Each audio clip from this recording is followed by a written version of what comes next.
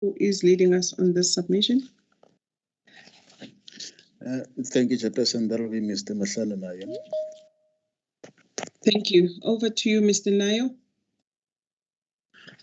Thank you, Chair.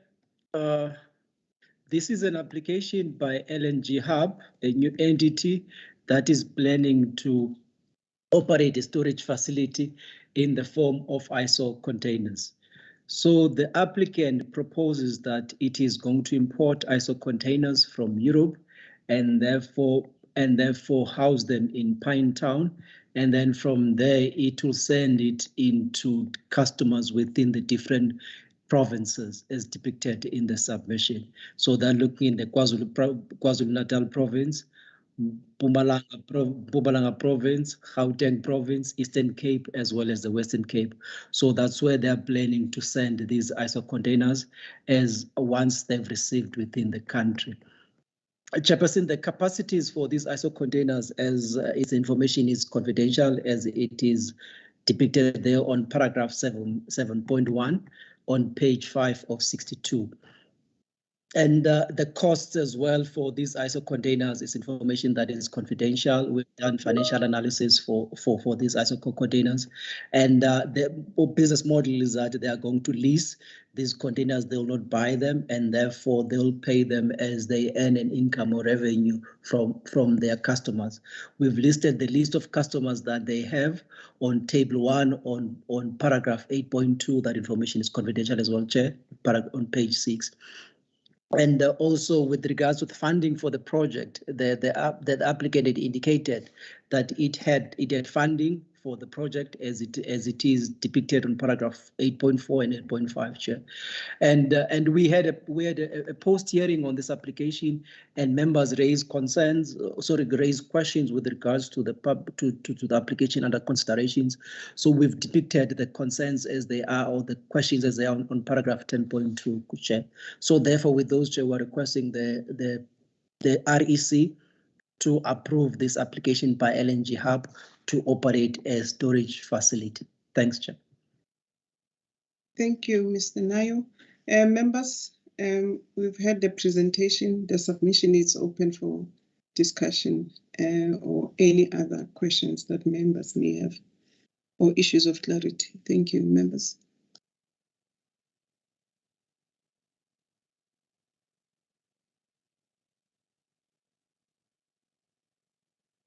Mr. Nayo, I don't see any hand from the members, but from my side, it's just a point of clarity.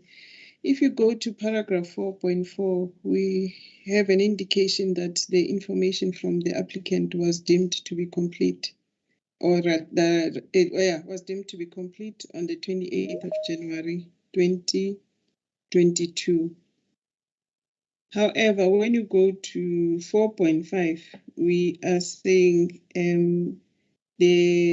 we concluded on the confidential information by 28 September 2021.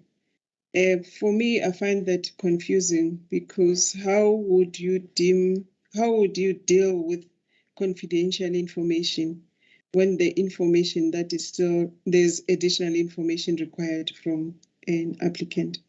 Basically, it's the dates to say, how do you conclude the confidential information when we don't have the fuller information that is requested from the client?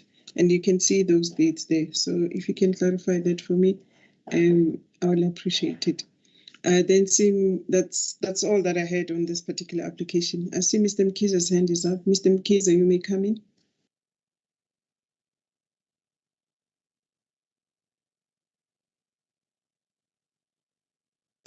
Thank you, Chairperson. Thanks for the presentation, Mr. Nayo. Sorry for the delay. Just struggling to unmute. I appreciate the responses to the post-hearing meeting queries. I'm just concerned with regard to B. At this juncture, you would expect that the issue of BE is treated beyond just compliance. noting where we are in the country in terms of the inequalities and the actually the social that this is working also against the social cohesion at terms. I am concerned when I go to it's page 16 of 62 that I'm not getting clarity in terms of our responses there too, because it seems like the proposed BE is proposed, but it's also just future, and it seems like there's a veiled stance for exemption in this regard. Just want clarity on that, because I thought that even beyond compliance, there should be consideration of the empowerment of those that were previously disadvantaged and disenfranchised. That is one thing. And then two is to respond with regard to competition. If another party can still come into the same space, so to say. I just wanted to have clarity on those two. Thank you. Thank you, Mr. Mkhize. I don't see any other hand. You may respond, Mr. Nayo. Thank you, Chair. With regards to your question, Chair, I think we'll correct the wording, Chair. Yes, I think what had happened is that, as we indicated in the submission, that sometimes when you initially analyze information for minimum requirements, it at times it appears to be complete. However, when now you do the sort of when you file it, and it always seems to everything is fine. But now when you do the actual detailed analysis now, especially on the financial analysis, I think that's where the challenge was. Then you realize that actually the information that the applicant has submitted, even though it on the face of it, it met the minimum requirements. However, it was not sufficient for the energy regulator to go on and assess the application. Hence, in this case, the applicant had to review their financial model based on our advice. So we will review that and make the date as 2021, Chair. However, we wanted to bring that to the clarity of the members that when we're analyzing the information, it just appears that the applicant had to change certain concepts of the application documents, and also the rules apply that, so that the rules allow the applicant to now and then review or change certain aspect of the application while it's within NESA. But we will change that, Chair. Thanks. Mr. Mkhize, with regards to the triple BE, yes, we do we do take note of that. The country needs to have social cohesion, and the energy space, it needs not only to comply with triple BE and partners, they need to show that they've bought into this. So in the case of this entity, because of the legislation that we have at the moment, in the case of this entity, it had not yet been operational. So it applied for an exemption in terms of the Triple BE Act, which is at times it is allowed and in terms of the law. But as you say, with regards to going more than compliance, yes, the applicant does need to do that, and it had indicated that it was in the process of because it had set aside 20. Sorry, but that information is confidential. It had set aside certain amount of percentage of its company that it will it will sell it, or it will invite the designated groups, which is the formerly disadvantaged South Africans, in order to have that stake within the company. So it is hoped that whenever that comes through, the applicant will utilize that 20% that they set aside, even though the funders are owning this company, but it is specifically set aside, that percentage, so that it can allocate to whoever the Triple BE partners it can invite. With regards to competition, this is the second entity we are licensing on this space. In fact, we have licensed two already. We've licensed Volco Power, which is operating in the Western Cape. We've licensed DNG, that they are operating in Port of Kucha, is Olifantsfontein, Mpumalanga, so they'll be and KZN. So I would say this space is usually tends to create the impetus or the appetite for the use of gas, because at times you might find out that these customers are far away from gas infrastructure. So in order for them to develop this appetite, then they need to utilize it in this small scale. Thank you very much, Chair.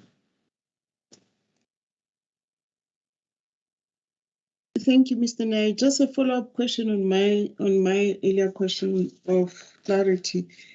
I'm not sure what is it that you say you will change, because if you said you did the assessment earlier, meaning prior to having complete information from the applicant, and you then had an engagement with them and there was some financial information that was not sufficient.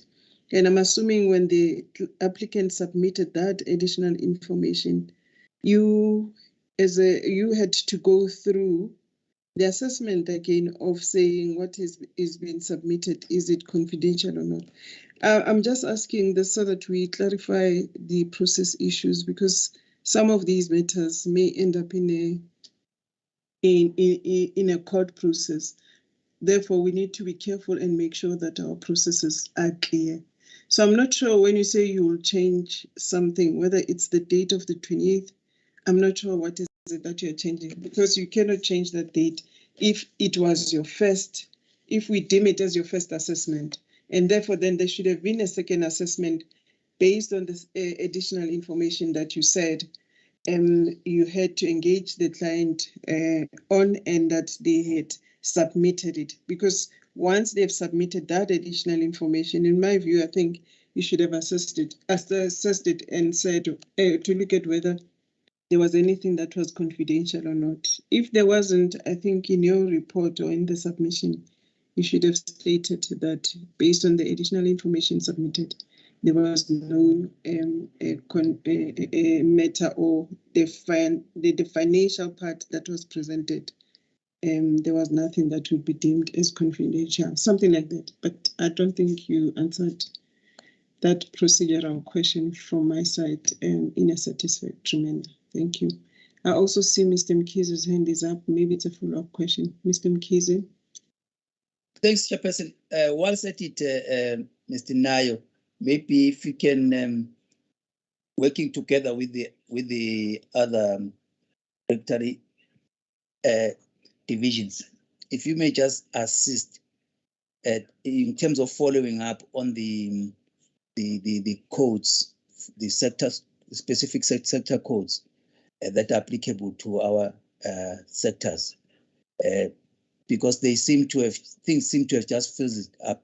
I mean, filled it down, and it's important for us to keep that issue alive, because it is actually a source of frustration, because we can't do anything that is outside of the provisions of the law in terms of following up on the PE.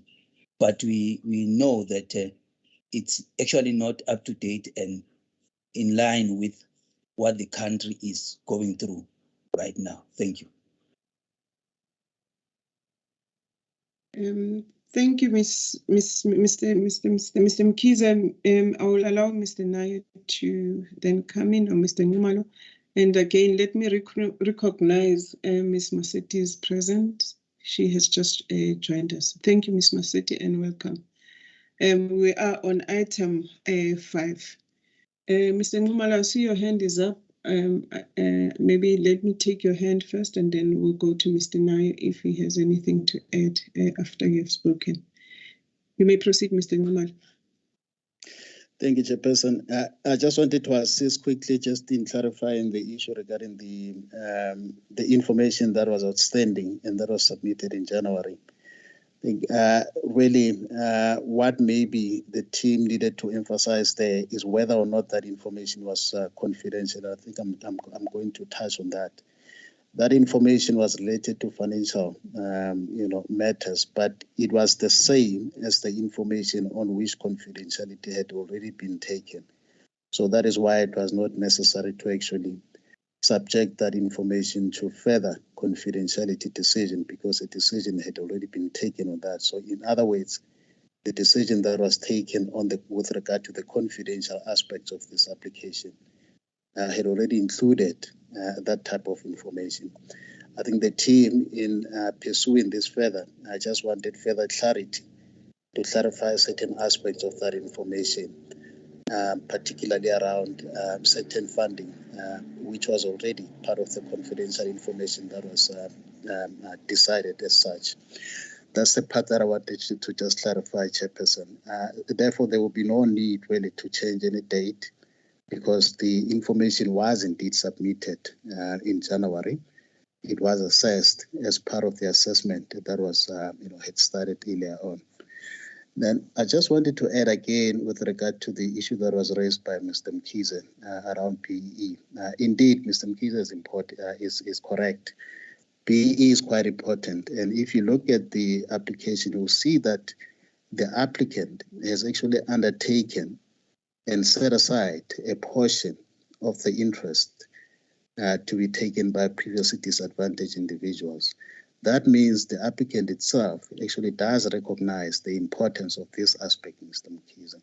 So what we will do is to then build that into the license conditions, so that the applicant's undertaking with regard to that portion that will be allocated to BEE empowerment partners can then be enforced going forward once the license is issued. So I think those are just the two issues that I wanted to quickly clarify. Thank you very much. Thank you, Mr. Nimalo. Mr. Nayo, I think you are covered, or do you have anything to add? No, thanks. Thanks very much. Thanks, Mr. Nimalo. Okay, thank you. Thank you, Mr. Nimalo. Thank you, Mr. Nayo. Members, if there are no further questions or issues of clarity, may I request that we move to the section on recommendations, which is on page 11, paragraph 19.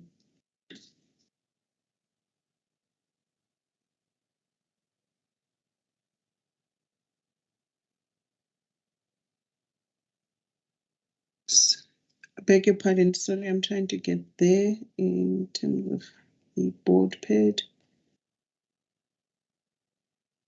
Okay.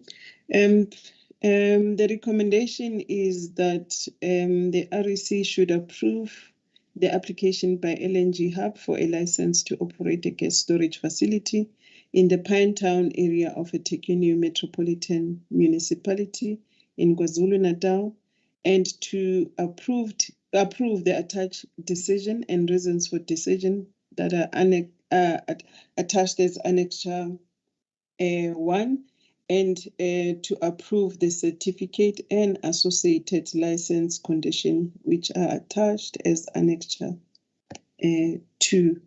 Members, by show of hands, can you give an indication in terms of the recommendations that are under paragraph 19 of page 7? Thank you, Mr. Mkhize. Thank you, Mr. Gumede. Thank you, Ms. Maseti. I also support the recommendation. Thank you. We may then move on to the next item, which is item 6 under the electricity regulation section. Mr. Mavuso. Yes, Madam. This one is going to be done by Sam. I just want to mention that this area of standardization and the improvements in terms of the analysis is something that it needs to be done across all areas, and there's still the gaps are there, and so it is not only this one that needs standardization and where analysis is actually standardized, but we'll start with this one. But in my view, there's many other areas in terms of where standardization has to be applied. Thank you very much. But as I said, Sam will present this one. Thank you very much. Thank you, Chairperson. Good morning to Chairperson, board members, management, and NAFSA colleagues.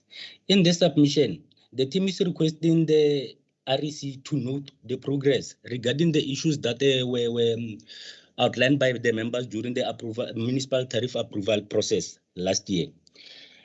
Section 2.4.1 of the delegation matrix is empowering REC to handle the municipal tariff application that are within the benchmark and the guideline, which was the case for the previous tariff cycle. All the issues are outlined from the green overstamp P3 until P7. And our recommendation is on P8, where we are requesting the REC to note the progress on dealing with the issues that were raised during the municipal tariff approval process, progress. Thank you, Chair. Thank you, Mr. Mudisa. Members, the submission is taken as read. Are there any issues or questions, points of enhancements in terms of the submission? If there are any, please kindly do so by show of hands if you want to raise those issues or questions. Mr. Mkize, you may come in. Thanks, Chairperson, and thanks to the presenters for taking action in this regard. I've got questions that are also applicable throughout. One, questions or comments in terms of enhancement. One is just to make sure that the document is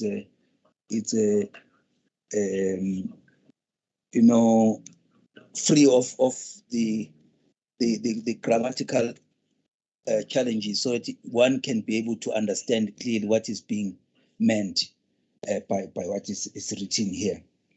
So the issue of quality assurance is important from senior management. And then two is that in terms of the recommendation, it will help to recommend, put the time frame, and put maybe clearly a responsible person. So to develop a table that deals with these matters more clearer, I think would assist instead of how it has been put here, so that they can be follow up based on the set timelines put forward. For example, I'll take 5.7, where it talks of the energy losses in terms of being technical and non-technical. They say that they're going to look at how best to split these energy losses as requested by members, given the fact that municipalities do not record informal aligned to members' request. If they can just be more specific in terms of when there's going to be an update in terms of that, being time bound, just making it smart overall. And then with regard to the energy losses themselves,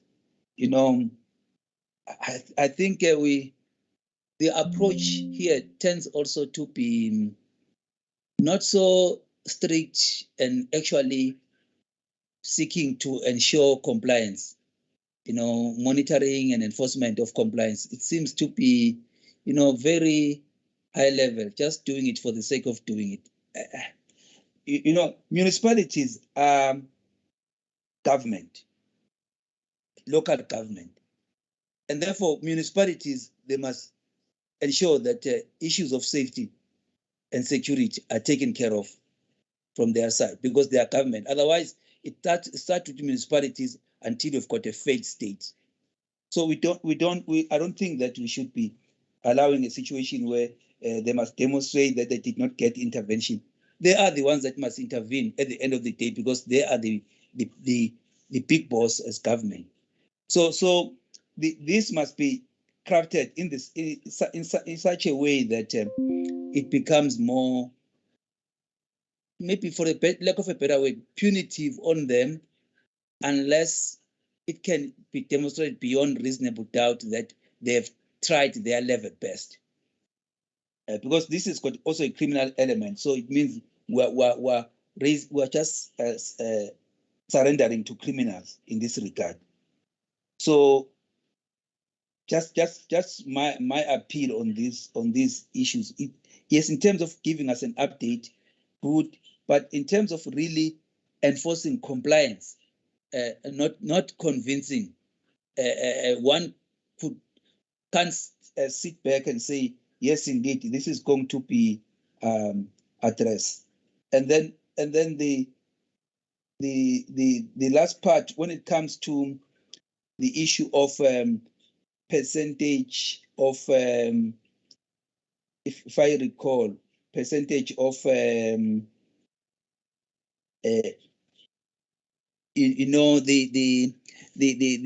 maintenance, yeah, when it comes to maintenance, there was an issue of saying just to keep that, I think it's 6%, doesn't help because it should be linked to the assets themselves, because you need to improve assets, and a 6% of a 2 billion is not the same as a 6% for 100 million.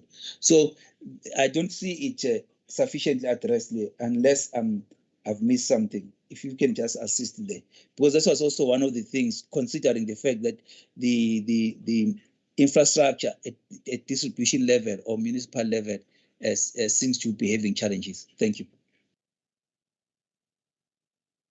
Thank you, Mr. Kize. Mr. Gumede. Thanks, Chairperson. Also just like to thank the team for the attempt. I have three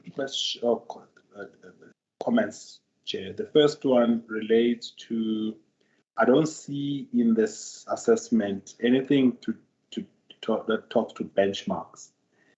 We did actually, when we were referring, because when we're talking, for instance, when we say something that falls within benchmarks, the question was, are those things really benchmarks? And the question is there an alternative that we can come up with to truly set benchmarks, rather than the manner in which we are projecting that range, which is, I guess, is benchmarking against other municipalities, which is not really then truly benchmark. But the question is there anything that could be done around that benchmark issue? That was one of the questions that was asked last year by members. I don't see it here. The second issue, I guess, the second issue that was raised was the commentary that is normally made on the municipality viability based on the so-called electricity ring-fence business. For instance, in terms of I forgot now the actual term that is used to indicate, I guess, level of profitability. That is a particular municipality. I guess it's excess, whatever. But in terms of, firstly, in terms of saying, when we make commentary in terms of how much of the monies that accrue from sale of electricity goes towards the electricity business kind of thing. But there's a commentary that is made that compares municipalities. For instance, some municipalities clearly don't have too much excess money that they put onto this, and they may well be driving, they may well be looking at electricity more as a loss leader, not as a loss leader, but they're not looking at it as a profit center, but rather as a means of getting other businesses around the area to function. The commentary that goes to that wasn't quite adequate, and sometimes projected municipalities that were well run as if they are poorly run. So that there's nothing on this document. It would be useful so that prior to us starting this process again, that issue would have been clarified. Lastly, Chair, though, for me, is the issue of municipal tariffs versus ESCOM tariff levels. I don't know, in this document, I don't know how we could improve going forward.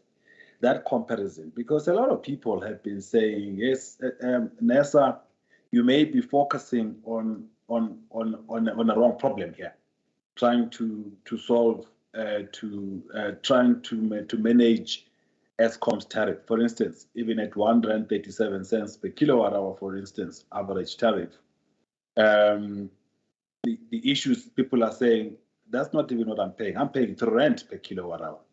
Now, it could well be because of the inclining block tariffs, but I'm just not sure how we could, as we go through this analysis going forward, how we could bring that to bear, such that every municipality or every tariff that we approve has some reference to the base tariff, which should be the tariff that is charged by Eskom to its clients, including to municipality. So I don't know how we actually bring that, because that, in fact, for most people is a big issue. The interface with electricity is at local government. And they are honestly saying, whilst NESA is saying you're giving us a pat in the back and saying you might have done well and controlled the prices, whatever. But for us, who are paying R4 per kilowatt hour, we don't see that, So yeah, but those are the issues, Chair. Thanks. Thank you, Mr. Gumede. Mr. Mkhize, I see your hand is up. Is it a lingering hand? Or do you want to add something? Apologies, Chair, it's a lingering hand. Thank you. Okay, I see Mr. Sichotlo is coming in. Mr. Sichotlo? Yeah, Chair, sorry, I know that Mr. Mudisa is going to answer all the questions. But maybe before he does that, I just want to make a general comment, especially with regard to the issues that have been raised by Mr. Gumede.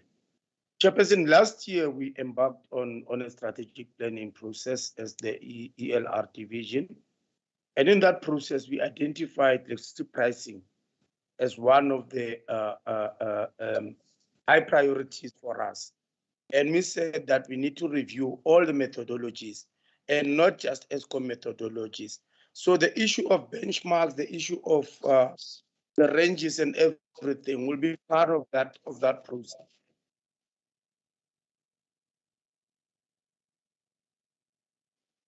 So I just wanted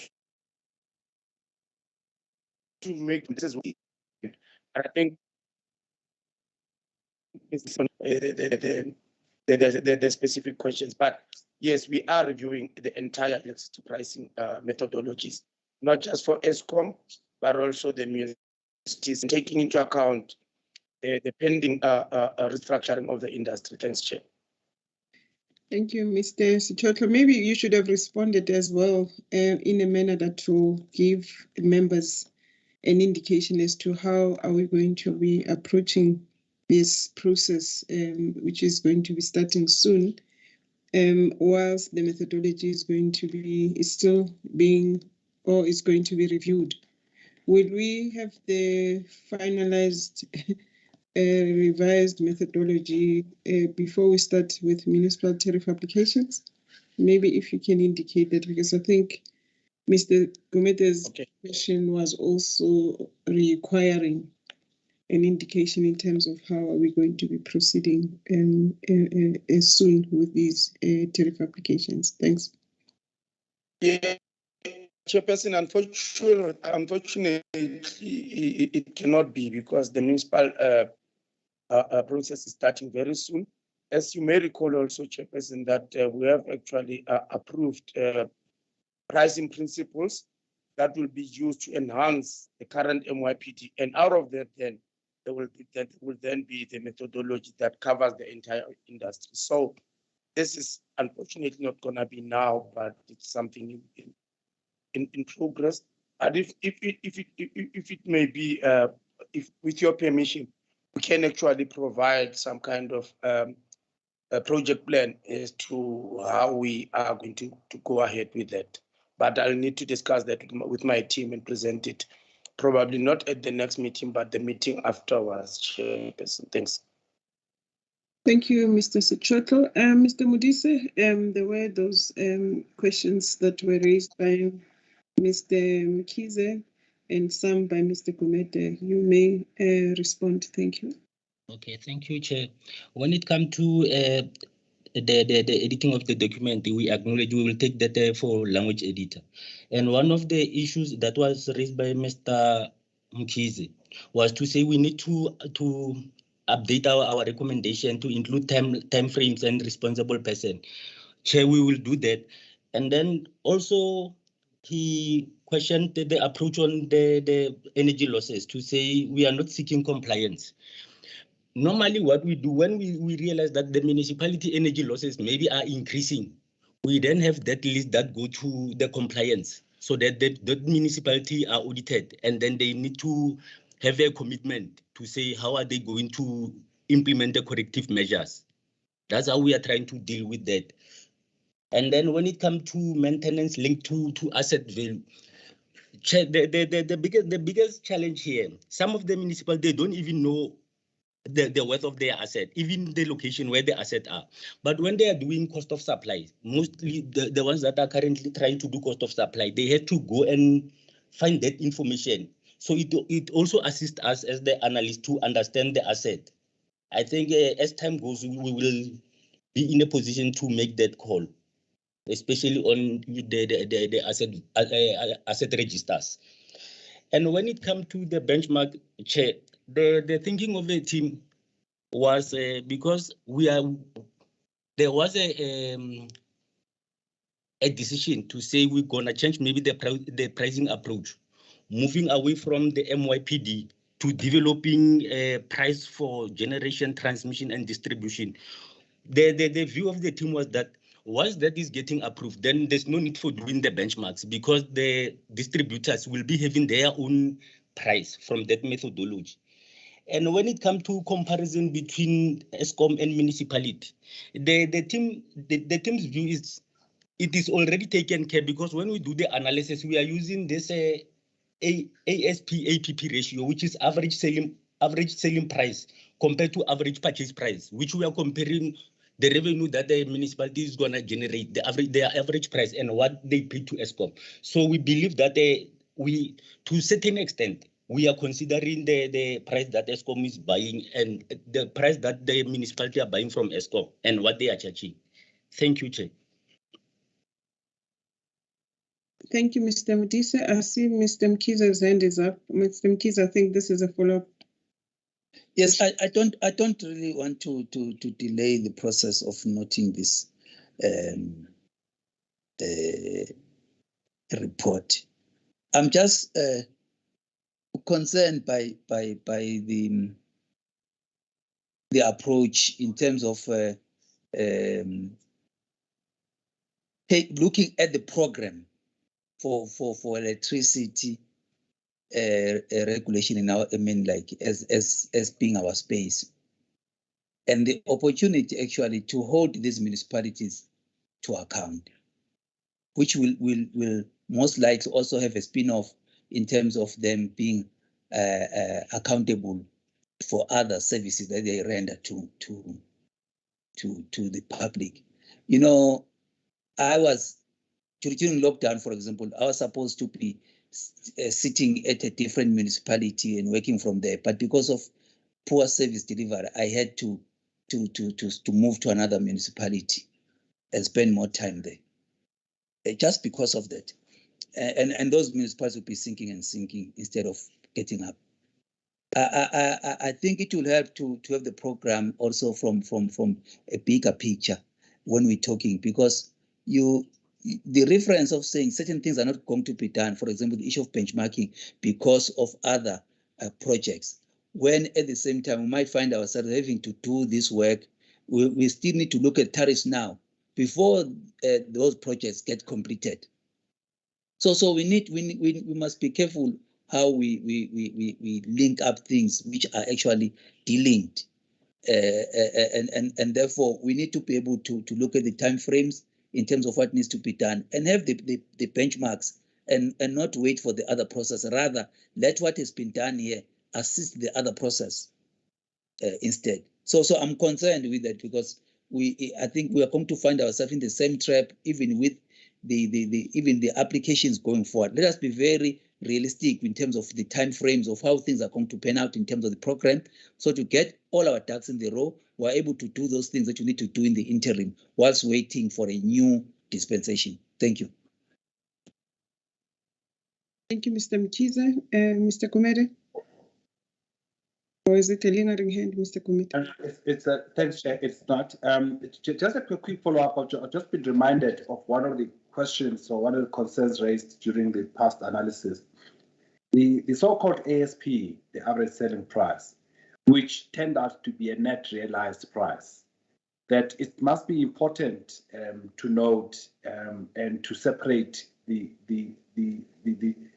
I think going forward, if we can, Mr. Sichotlo, is that we clearly this year we don't use, we make sure that whatever numbers that we get from municipalities are not the net realized price, which would be the total revenue divided by the, not total revenue, but total revenue collected, and dividing that by sales, but rather to actually get the selling price itself, the average selling price, which is what that number is meant to be. And those two numbers being very different numbers. There is no commentary on this one, and it became a very important one, because remember that also if the actual price itself is very high, the net realized price might be low, not because the average selling price was low, but because in fact it's because the price was too high. Therefore, for instance, these the non-payment was a whole lot higher, and therefore the actual revenue that was realized was a whole lot lower. I'm just saying that there is no commentary on this. Can we edit, please? Thanks. Thank you, Mr. Kumede. Mr. Sichotlo?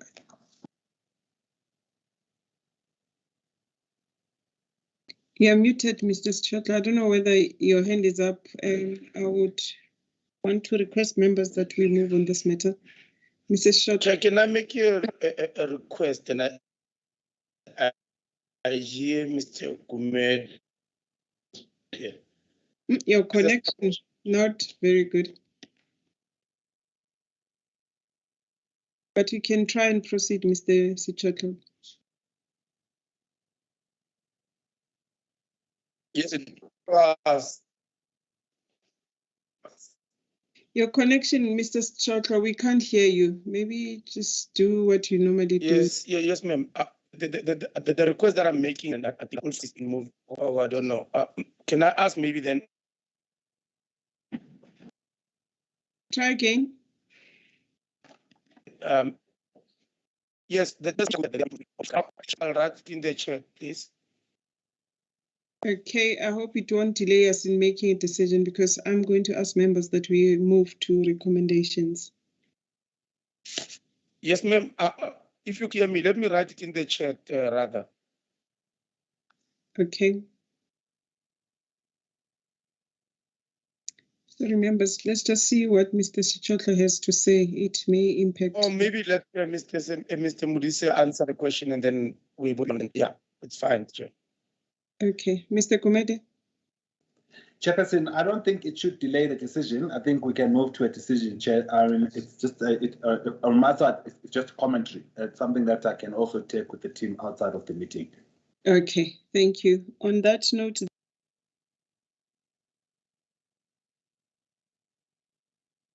Apologies, CEO. Are you muted?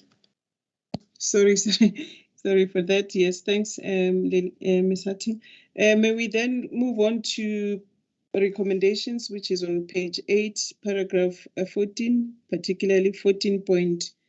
And I think if members do agree, we may add the recommendation made by Mr. Kumede to say that we also need the team to come up with a plan that will indicate the time frame and responsible staff members in terms of some of the areas that are in this particular report that still need to be actioned. So we will have those two recommendations if members do agree. The first one is that we note the progress made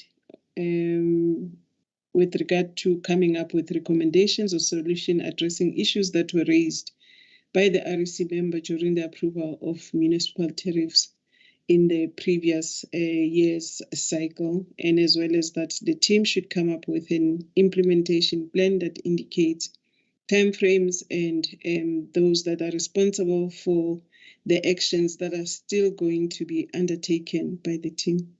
Members, by show of hands, can